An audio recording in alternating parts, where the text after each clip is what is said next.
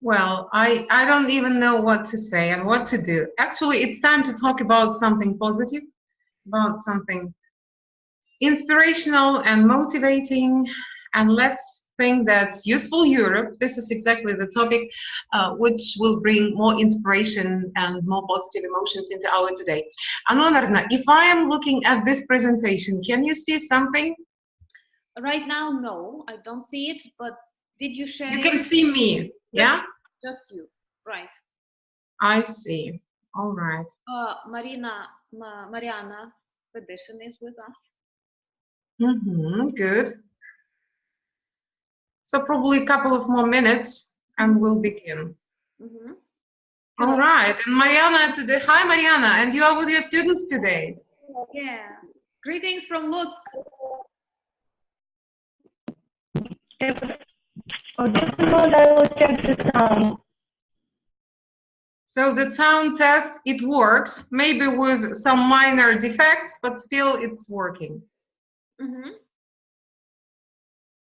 Are there only students in the room or teachers also?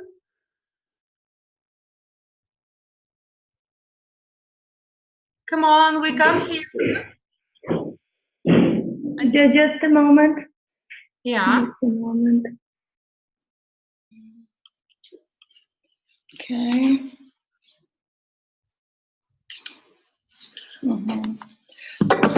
Будемо по-іншому.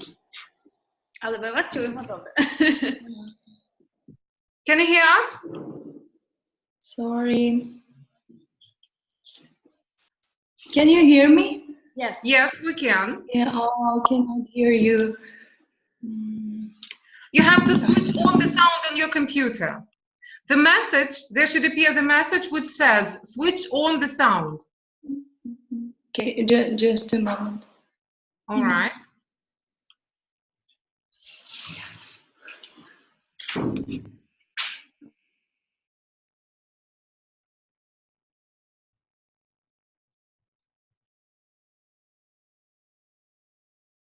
Anna Leonardovna, meanwhile I'm talking, please make some good print screens, all right, for us? I'm recording, and yesterday it's recorded. I'm not sure, I will try, but that's the Apple thing. Ah, okay, I remember. So I want to make the print screen with those students in Uzhgorod sitting and listening to us. Let me check what's going on with our students. Там є якісь студенти, Мар'ян? Немає? Okay. Okay, we are here. All right. How about now? Can you hear me? Yeah. That's good. Good. You see here also as well. Maybe a few words about the project for the students. Yeah, okay.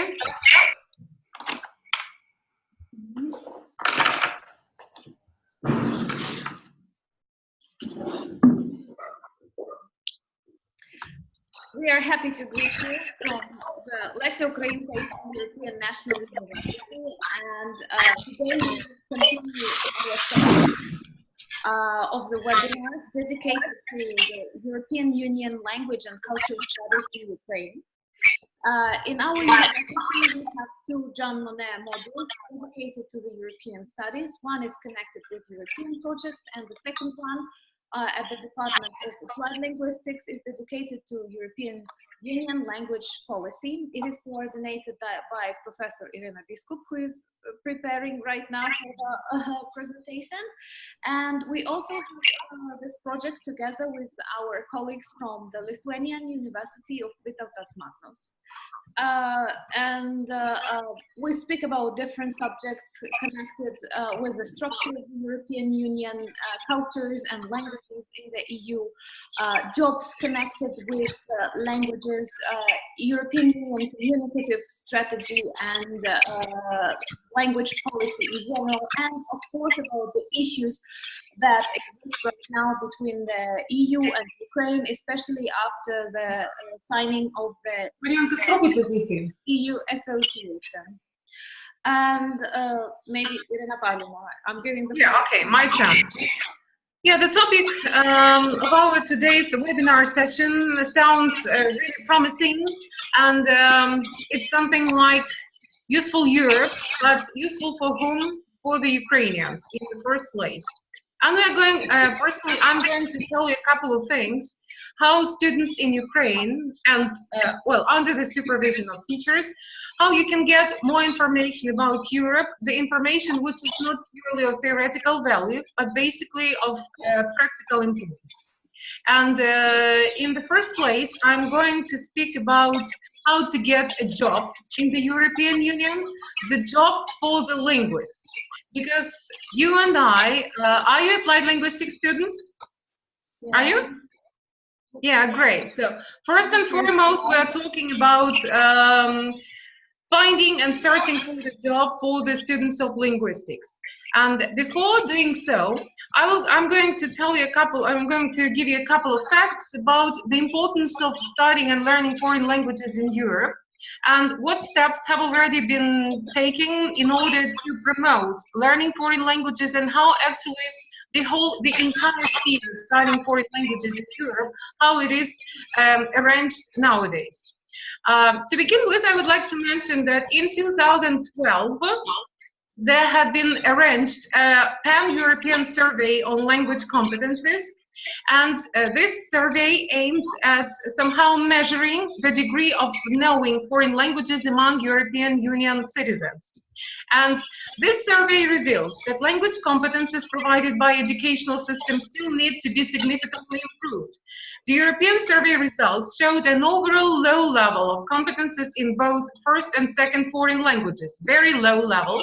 The level of independent users, it's something what we today call B1 plus B2, was achieved by only 42% of tested students in the first foreign language and only by 25% in the second foreign language. So quite a low degree of competence.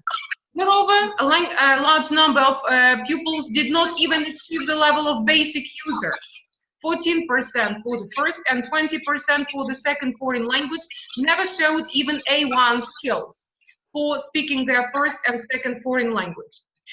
So based on the results of this survey in the European Union, they passed on Council's conclusions, and actually it happened 2 years after the survey results. It happened in May 2012, and these conclusions were entitled Conclusions on Multilingualism and the Dependence of Development of Language Competences. In these conclusions, the European Union, or the Council of the European Union, agrees that member states should assess progress in developing language competences, with each country contributing to this progress in accordance with its national context and circumstances. So it became obvious that even though each country by that time had developed its own mechanisms and models for teaching foreign languages, nevertheless, the overall survey showed low level of language competences, and the European Union understood that they need to join their efforts in order to promote learning foreign languages. Assessment of language competences, according to the European Council's resolution, could help to promote multilingualism and effective teaching and learning of languages in school. Such assessment could be conducted on the basis outlined in the specific papers that, of course, they faced the necessity to generate a series of specific instructions and evaluation or assessment criteria.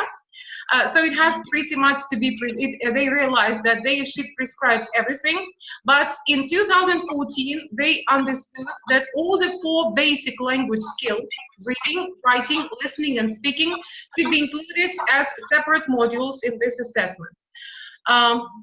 The assessment of foreign language skills should be arranged at the common European Union level, and it should take account where available and in accordance with national circumstances and national curricula, taking into consideration national traditions and national data, and it has to be organized with the support of group composed of experts from member states and in coordination with a stating group or indicators and benchmarks, with view to ensuring maximum comparability. That is, the same criteria to be applied to the assessment of all the 4 skills, and to be applied not worldwide, but on the territory of entire Europe. What is interesting, it has to be funded by the European Union, European Commission, and for example, Erasmus Plus program, we are working in the general framework of Erasmus Plus program, Jean Monnet module. This is the location of our project. So Erasmus Plus got special funds for funding language assessment and developing specific tools and instruments for providing language assessment. Plus, on the average, the assessment should require minimal resources on the part of schools and reporting efforts on the part of member states, so it has to be simple and compatible in the first place.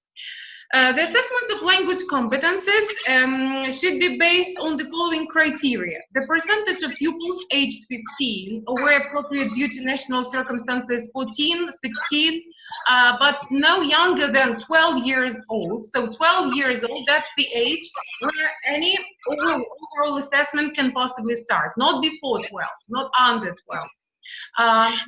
At this level, language learners, at this age, language learners can possibly show the level of independent user, not before that.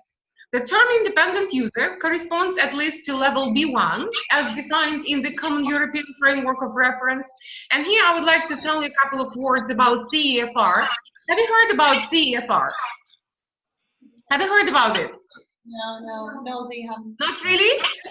But I'm sure that you've heard about all these tests like B2, C1, C2, the tests that are required on the side of employers in order to somehow do the assessment of language skills. Have you heard about these levels? So these levels, they have been created and invented not by language teachers, not by the language testing centers. They have been created as the general common framework, which has to be accepted and followed by all European Union countries and all the member states. So initially, it was created as a framework, a paper document that had officially been approved and supported by all European countries, member states, and then it appears to be so successful that now CEFR, this Common European Framework of Reference, is accepted worldwide. All these levels, starting from A1 and ending up with C2, they are accepted and they are recognized worldwide, even though it all began with a survey of language skills that was carried on in the European Union and ended up with this fundamental document, which is called a CEFR. So CEFR, as I have mentioned already, it's the Common European Framework of Reference, and it is exactly what the title suggests. According to the CEFR prerequisites, the data could be collected by means of an EU-wide survey assembling proficiency in the second language of education system and presented in such a way as to ensure maximum comparability. So it means that if you get B2, for example, in Czech Republic, it has to be exactly the B2 test or equal to the B2 test, which you can possibly take in Great Britain or in Ukraine or, I don't know, in Hungary or wherever. The use of these language assessment competences, they also use and they rely on national data, providing all the provided that all they are compatible with CEFR. And of course, national scores are aggregated in a simple average of the 4 components: reading, writing, listening, and speaking. The test is divided into these 4 basic chapters or parts that make it possible to do the assessment of 4 basic skills. The result is a weighted average of these national scores, which takes national population sizes into account. And as a result, CEFR is now available in 40 languages. Unfortunately, I must admit that we still don't have CEFR instructions and consequently CEFR tests for the Ukrainian language. I don't know why. For me, it could have been the matter of honor. For example, for the Institute of the Ukrainian Language, probably they might be working on it, and in the nearest future we will see these language assessment tests for the Ukrainian as foreign language. Now CEFR and all these tests, they are available in foreign languages, and they presuppose not only creating courses and designing tests, but also creating a transparent, coherent, and comprehensive basis for the elaboration of language syllabuses and curriculum guidelines, the design of teaching and learning materials, of course, which is a must for them, and the assessment of foreign language proficiency, which can be used as an accompanying tool for tests. So you should not necessarily pass the test, but you can also do some other minor assessment procedures in order to somehow create the background to evaluate which level you can possibly apply for, or the test in which level you can apply due to the language skills that you already possess. So I'm sure that you know that CFR describes foreign language proficiency at 6 levels: A1, A2, B1, B2, C1, and C2. There are also 3 so-called plus levels: A2 plus, B1 plus, and B2 plus. These plus levels, they basically exist due to the specific requirements in the sphere of professional occupations. For example, B2 test for lawyers would obviously differ from B2 tests for the experts in the arts, let's say. That's why these marginal levels, so to say plus levels, they mainly exist in order to somehow test some specific professional lexica, in order to be adapted to some professional occupations.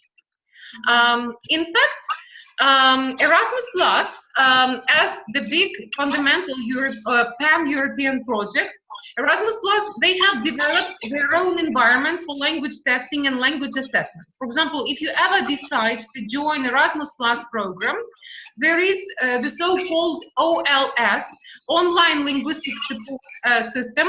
This is a very powerful website which is funded and monitored and run by Erasmus Plus experts, and they provide the ability for taking tests for the Erasmus Plus participants, and you can, for example, do the assessment, language assessment, before entering Erasmus Plus program and right after graduating from Erasmus Plus program, in order to show progress, or vice versa, maybe some complications in acquiring foreign language skills.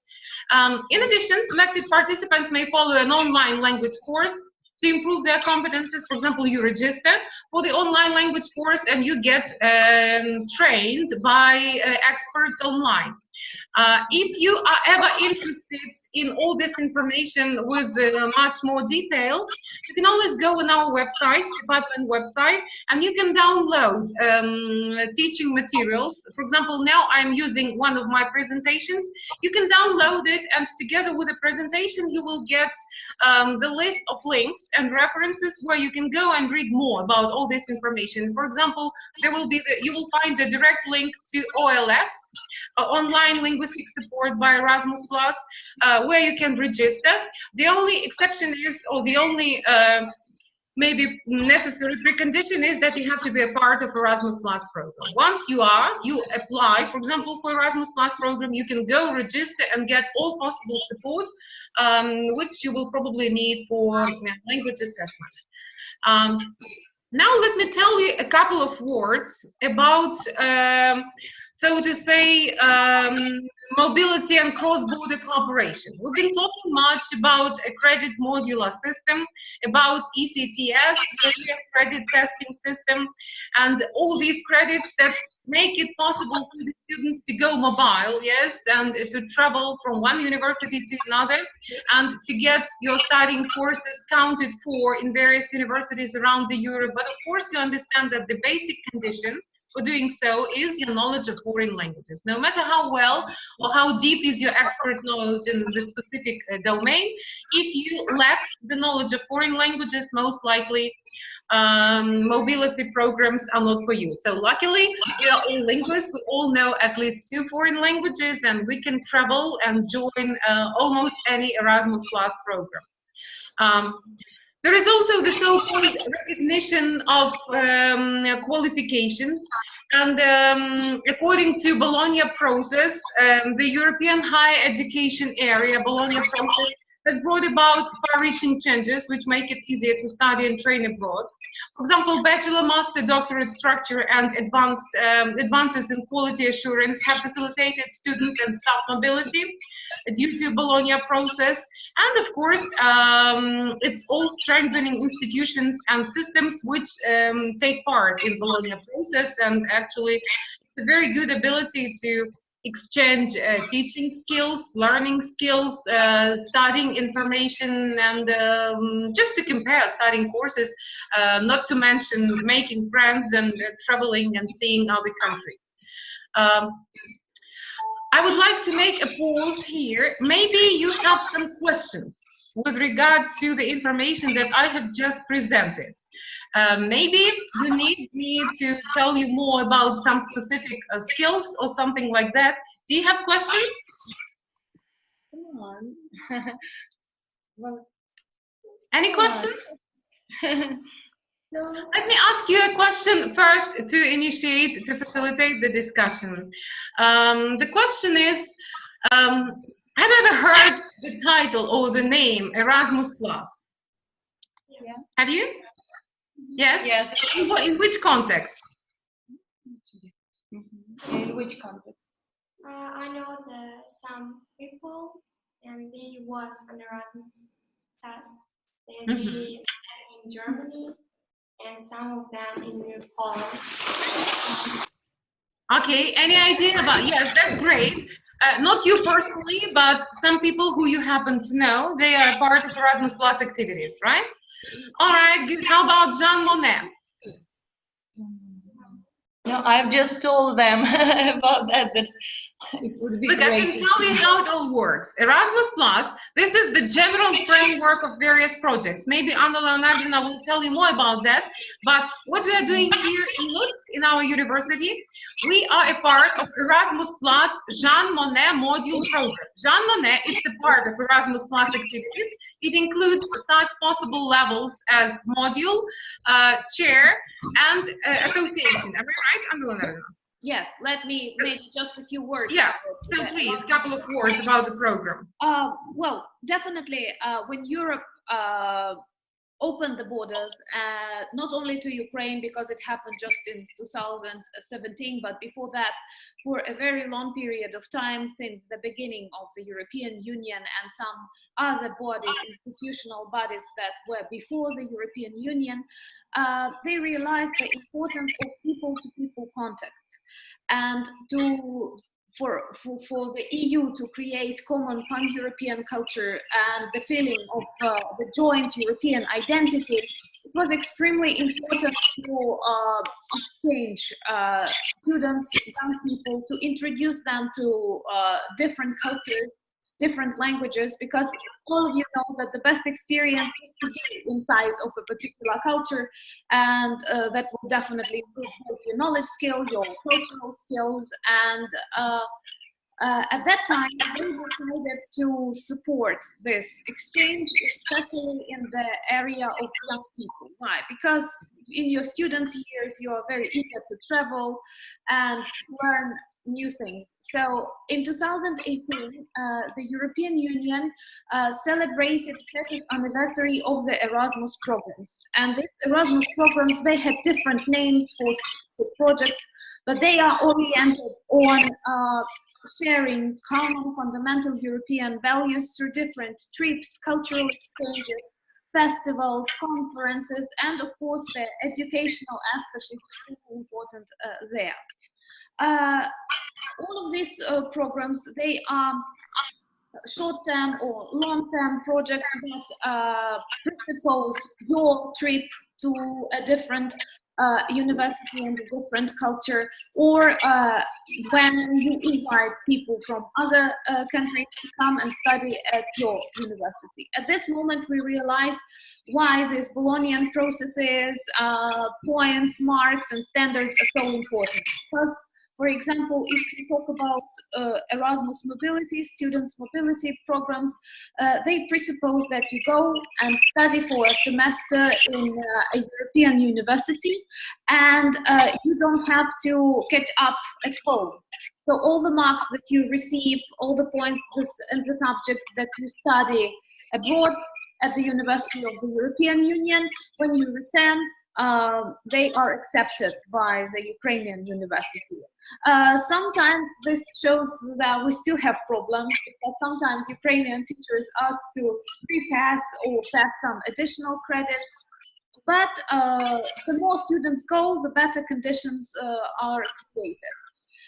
There are also cultural Erasmus programs that are focused on different cultural volunteering, festivals, sport, and communication events.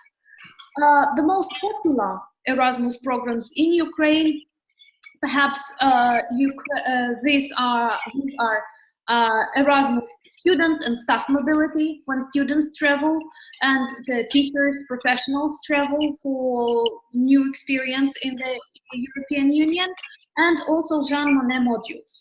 As Irina Pavlovna has mentioned, our webinar is a part of Jean Monnet module. Jean Monnet was a very famous and important person in the history of the European Union, with an interesting professional and even personal history, so you can Google him and read about him, but he was the inspirer of the Erasmus program, and that's why one of the projects is named after him. And this Jean Monnet module is focused on the creation of a new discipline, a semester or a year discipline that is introduced into the curriculum of your university. In our case, we have European Union language policy, a new subject that is introduced in the curriculum of applied linguistics. Our students receive certificates that they have listened to this course and they have acquired some new knowledge and skills. But perhaps the most favorite Erasmus program for students is the Student Mobility program. Well, don't need to explain, because you get your scholarships, you travel abroad, and you choose the university of your liking, but usually it's not like any university. The basis is the agreement that your university has with some other European universities, so that you can accept their students and they will accept you. And if to speak about our university, the majority of Erasmus mobility programs that we have for our students, they are with the universities of Germany, the universities of Poland, Lithuania, and Finland. So also, I may say it's not the European Union funded idea, but it's closely connected.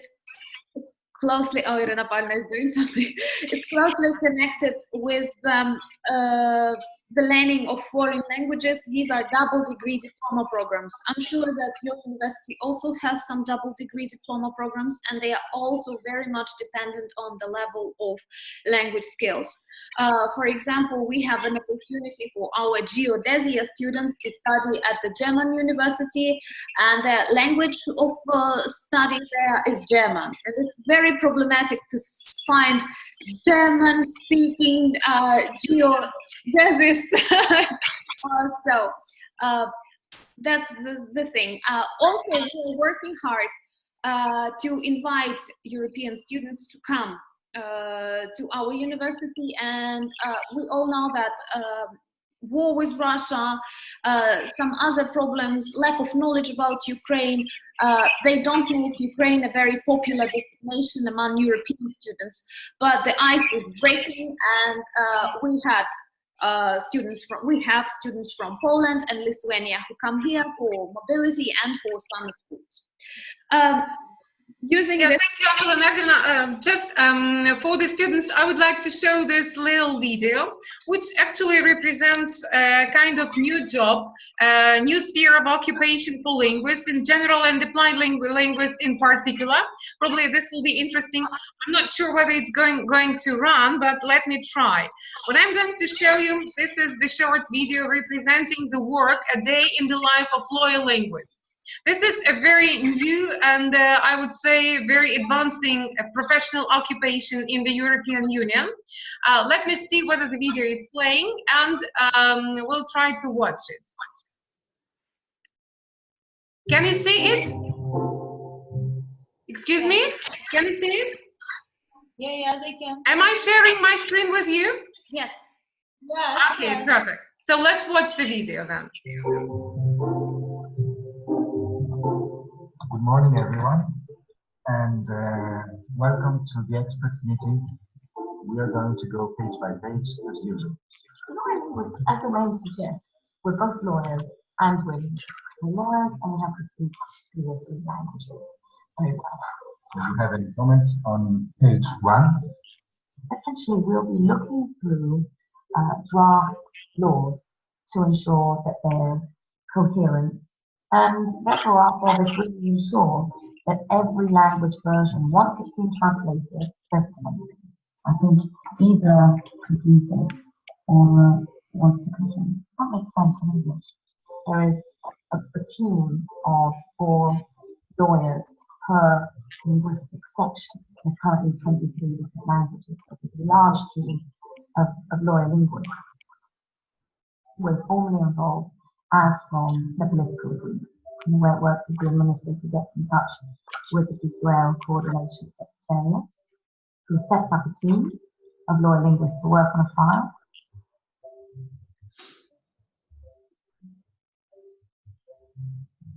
Das hier ist der englische Text und hier haben wir die deutsche Version. Aufgabe ist es natürlich, in allen 23 Sprachversionen eine einheitliche Fassung zu haben, die möglichst übereinstimmt. Wir gehen das Dokument Satz für Satz durch, überprüfen noch einmal vollständig die Übersetzung.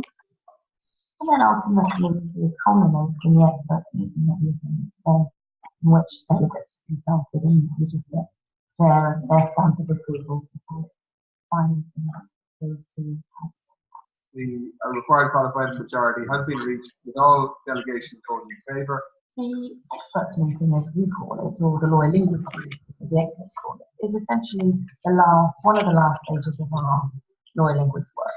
And it's essentially the opportunity to invite delegates to discuss all the changes we suggested to a particular day. In the last sentence, a balance of benefits and disadvantages. Would it be possible to have a balance of advantages and disadvantages? They might not understand something that is worded ambiguously. Linguistically, it is unclear in English. Commission Parliament could say something on it. But I think it should relate to both. Sometimes it's a word that might have 2 different meanings in English, and it's unclear which of the 2 meanings we might be talking about. What kind of pressure is meant? Is it more maybe the meaning of burden, or is some kind of political pressure? Our understanding is that the word pressure means burden here. Ultimately, every language version is considered authentic. And therefore, every language version should be identical. So it's very important to receive clarification from the experts as to what the intention is, so that we can then ensure that every language is aligned and harmonized. Alors, un juriste linguiste peut intervenir à différents stades. Il intervient comme conseiller juridique, comme un aide à la rédaction. Il assiste les autres administrateurs et fonctionnaires pour veiller à ce que le texte soit de bonne qualité. L'Union européenne est la seule organisation internationale qui adopte des textes qui font foi dans un nombre aussi important de monde. On travaille avec 23. On adopte des textes avec 23 langues. Et les textes sont juridiquement contraignants dans 23 langues. Donc c'est un peu ça qui justifie notre existence. Thank you very much for this, and thank you for this video. All right, we're done here with video. So to sum it up, I would like to mention that not only we're welcoming new life standards, new political standards now. I have to stop sharing this screen with you, yes, to go back to this mode. But we're also welcoming new professions in general and for linguists in particular. I'm really happy that we have the opportunity to share this knowledge with you and to show you that applied linguistics, it's not only studying discipline or profession or sphere of occupation, it's a very perspective field of possible occupations in the European Union. Maybe in Ukraine, foreign language is not that much well-established profession, and I haven't heard about any in my own environment. But still, we are happy to share this knowledge with our students and with us, so that you can foresee the future. You can get a chance to know where to move, which way to move, and which way to get directed. So see, what they are doing, they are working with language, but they have to be experts in other spheres. And this is basically what applied linguistics is about, yes? So useful Europe, yes, we can get a lot of useful information, not only from the point of view of where to go, how to develop politically, culturally, institutionally, but also we get the information about new jobs appearing, about new perspectives for people who know foreign languages, and obviously the more languages you know, the more linguistically biased and linguistically involved you are, the more perspective you are from the point of view of professional involvement. In our presentations, which are available for downloading from our website, you can also, I'm not going to specify that today, but you can also get the information about, for example, specific list of skills that are required for translators in the European Union, because it's different.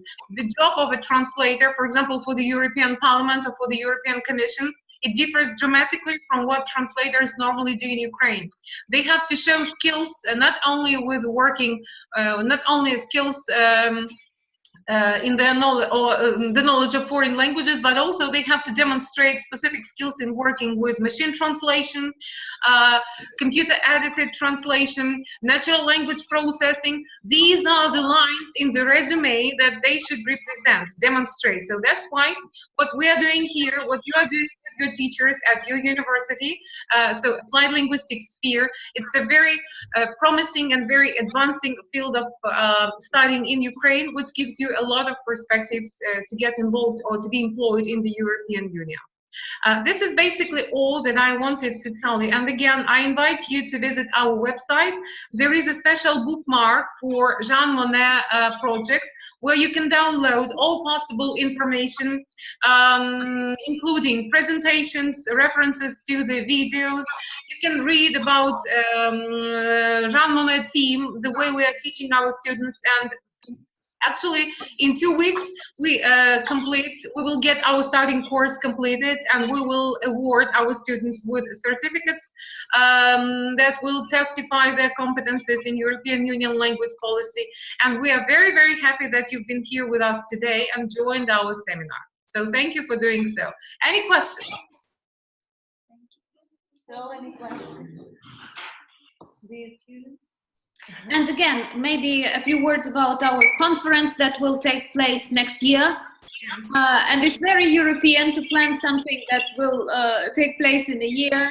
I think that soon we will have the information about the sections of the conference that we are going to organize within the Jean Monnet module. So hopefully we'll join it. Yes, our students and we are making the video about our Jean Monnet activities, and we will share this video with you once it's ready.